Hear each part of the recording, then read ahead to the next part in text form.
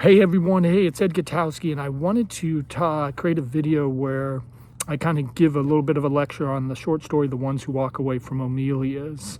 It's the first short story that we're going to kind of look at, and I'm going to argue that in part this story deals with rhetoric. And remember, the foundation of our class is coming down to rhetoric and argument. And one of the reasons why I want to create the video is because notice at the start of the story, Ursula Gwynn can use a lot of details, and sometimes those details can really overwhelm students, and it can make it a little hard to connect to the story. But once we get to it, right, once we get to the suffering child, everything changes and the story becomes much more engaging. So if we look at Omelas, right, and we start off Omelas, Omelas is a city that seems to be the happiest place on earth. And then on a ground class, what I would do is I'd ask my students to imagine if they're making Omelas into a movie, where would they set Omelas, right? Because it's the most beautiful place on earth. It's the happiest place on earth, and you can do anything and everything your heart desires. And so for some reason in my mind, I have like the image of, say, Aspen, Colorado. And I think that Omelas is kind of set on the coast with these beautiful mountains. So in some sense, right, that's sort of my image. You could set it in Lake Tahoe, right? But because you can do everything your heart desires, you could set it in Amsterdam, because notice in Amsterdam, it's a beautiful, picturesque city, but you can do anything that you want in Amsterdam. Since it's the happiest place on earth, you could also set the story in just kind of Disneyland, but it's wherever you imagine you set the story. And so the question is, here's Omelas, and you can do anything you want in your heart desires. And we have to ask ourselves, what does that mean? You're free to do whatever you want. You can sing, you can dance. I think there's something about a horse race. You can gamble, you can do drugs. There's an orgy. You can walk around naked. So maybe Omelas should probably be set in Berkeley, California. But, right, we know everyone is happy. It's a place of pure joy and bliss until we get to the twist in the story. And the twist of the story, and my original memory of the story was, once in your life, you had to go there. You had to go there. And when you went to, and I called it Spot X in the quiz, there you saw why. And sometimes my students say that, my memory of first reading of the story is wrong, because you don't have to go to Spot X. X is optional. You know that X is there, but if you go there, you'll see why. And so what did I mean by X and Y? So I always say that Spot X could be many things. It could be the basement, the cellar, the Times Square, the center of town. But once you get there, right, why is you see the suffering child. There's a grate, you open it up, and there's this poor suffering child. And notice, if I were to pick up the child and put it up onto the screen, right, we could talk about that child. It's dirty, it's filthy, it's covered in sores and pus, right? It's moaning. We don't even know the child's sex for sure, right? Used to scream out in pain. Now it just kind of sits there and mumbles. And there's absolutely nothing you can do to help the child. If you do anything to help this child, society will collapse. And notice there are people who don't know what to do about the suffering child. Some people just break down and cry. Some people kick the child. And some people, they walk away from Omelas. And that's how the story ends. And my question is, do the people that walk away actually make a difference? Are they actually making a difference by leaving? And sometimes classes can be split. Some people say no, they aren't leaving because they aren't making a change. But some people say they are making a change for themselves because they will not be part of a society where the greater suffering is a suffering child. And I always think the story would be better if the people left Omelas, they walked over to the next town, they got Chuck Norris, Steven Seagal, and Arnold Schwarzenegger. They flew in with a helicopter. Chuck Norris is, blowing things up with a machine gun. Schwarzenegger comes down, grabs the kid, and saves the child.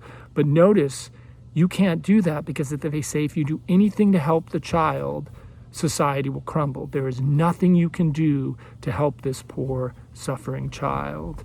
And the entire foundation of society is based on that child.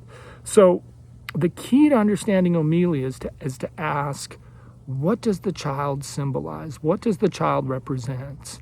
And sometimes students come up with the best ideas, but there is textual evidence, if you read the story, to suggest that the child is kind of a Christ-like figure, because they do say the child suffers for us. The child suffers for our happiness. And in that case, the child can be looked at as like a Christ-like figure. But like I said, students come up with the greatest ideas on what the child could represent. I one time had students, it was a summer school class, and we read the story, and students were going to school at San Diego State. They came back to Sacramento to take a class, a summer school class, and they said they thought the child represented Mexico. And I said, well, how did you figure that out? And when they said, look, you go to San Diego State, you're 18, 19 years old as a freshman, you can't drink, but what you can do is you can go across the border to Tijuana. You can do anything and everything your heart desires. You can drink, you can do party, you can do whatever you want, and then you can just cross back across the border. And they pointed out, look, Tijuana is one of the most poorest cities in Mexico, if not the world. And San Diego is one of the most prosperous, richest cities in California, if not the United States. So that's genius, that the child might represent Mexico, or the child might represent poverty, right? One time I had a student say that the child symbolized Nike. And I said, well, how did you come up with the idea that the child symbolized Nike? And they said, well, think about it. Nike makes a good product. They make a popular shoe. If you think about the LeBron James shoe, probably costs anyway, let's just guess and say it costs $500. There are some people who are willing to pay that $500 for those shoes. But where does Nike make its product? Nike makes its product using sweatshop labor. And that's genius. The child could represent Nike, could represent child labor, right? And then there is some evidence to suggest, if you look at the condition of the child, it's covered in a layer kind of grit, kind of like it's greasy, grimy. And there's been an argument that says the child represents gas and oil. Because if you think about it, where does the United States get most of its gas and oil? Well, generally it's gotten its gas and oil from Saudi Arabia, the Middle East, countries where women are treated poorly. Sometimes they're treated as second-class citizens, right? And we are dependent on gas and oil. We rely on it, right? But sometimes we get that gas and oil from countries that are guilty of human rights abuses. And then after this video, if you turn on the TV and they said, hey, gas and oil was going to run out in a month, what would happen to society? It would completely crumble and fall apart. And so that's, some of the ideas. And then I really think that the child could also symbolize rhetoric. And remember, my definition of rhetoric is still words that are used to manipulate, deceive, and con people. But no one in this question asks, why can't we save the child? Why does the child have to suffer? And notice I had a student come up with a response, but they asked the question, what would happen if we looked deeper in the cellar? And they imagined, if you look deeper in the cellar, what if there were more children there?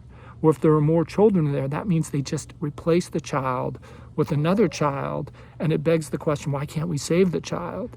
And if we accept the rhetoric, okay, you can't do anything with society. If you save the child, society will crumble. Well, given in that conditions, how long is that child going to live? Right? Because it's not going to live very much longer. And if we say, hey, given the conditions, it's going to live maybe a month longer, well, that means society only has 1 month left, because once that child dies, society will crumble. So there's definitely some rhetoric going on. So I think the child could symbolize rhetoric. So what I just wanted to do was to create this video to give you kind of an understanding of how Omelas works. I want you to think about the story, and I want you to come up with your own conclusion of what you think the child might symbolize, because oftentimes students come up with the best ideas. Go big and go bold and see what you come up with, and I'll look forward to reading your discussion boards.